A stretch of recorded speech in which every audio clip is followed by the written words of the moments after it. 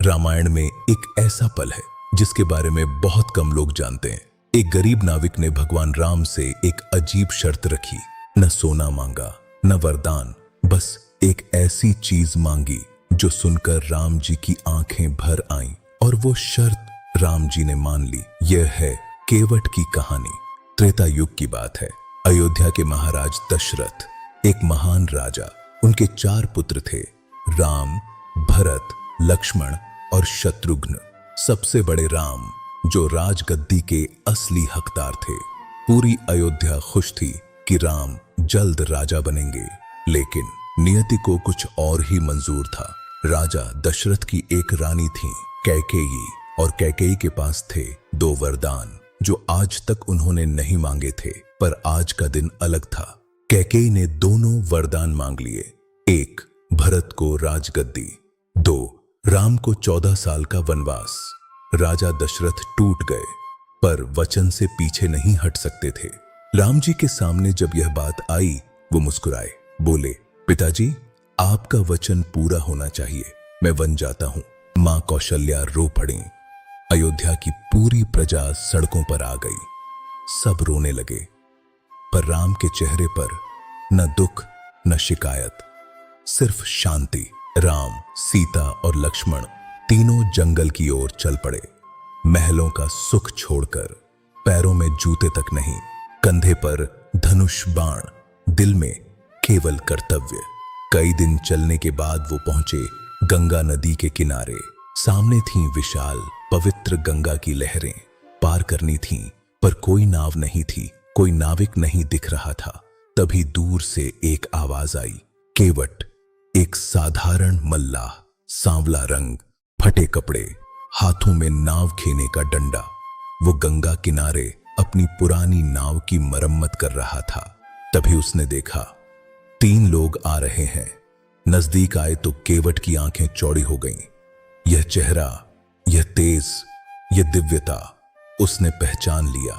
ये कोई साधारण यात्री नहीं, ये तो स्वयं मर्यादा पुरुषोत्तम राम है।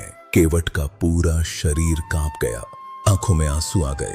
भगवान खुद उसके सामने खड़े थे। प्रभु को पाकर उसका जीवन धन्य हो गया। राम जी ने कहा, केवट, हमें गंगा पार करनी है, क्या तुम नाव में बिठाओगे? केवट ने हाथ जोड़े, बोला, प्रभु, जरूर बिठाऊंगा, पर पहले एक काम होगा। राम जी ने पूछा, क्या काम? केवट बोला, प्रभु, मैंने सुना है आपके चरणों की मिट्टी में अद्भुत शक्ति है।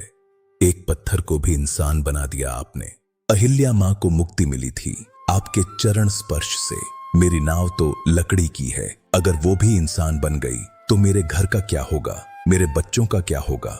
इसलिए प्रभु, पहले मुझे आपके चरण धोने दीजिए, तभी मैं नाव में बिठाऊंगा।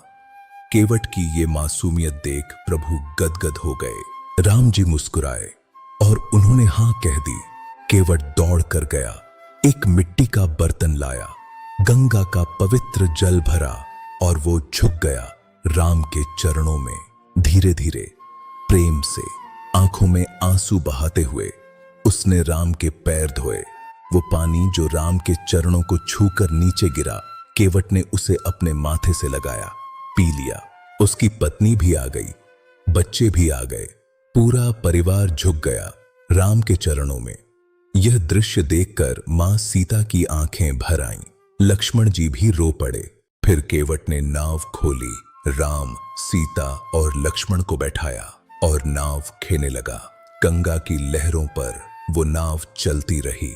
केवट की आंखें बार बार राम की ओर उठती थीं, जैसे वो इस पल को अपनी यादों में हमेशा के लिए बंद कर लेना चाहता हो। राम भी केवट को देखते रहे। एक राजा, एक नाविक, पर उस नाव में फर्क मिट गया था।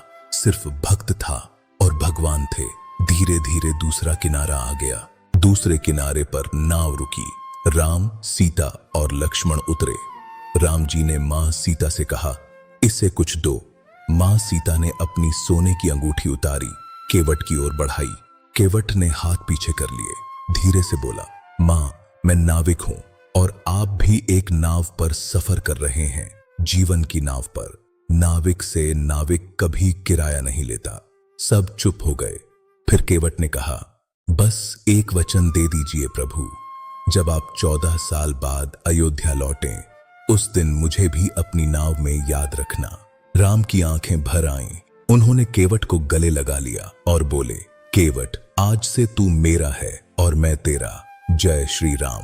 केवट के पास कुछ नहीं था, पर उसकी भक्ति ने उसे वो दिलाया जो राजाओं को भी नहीं मिला।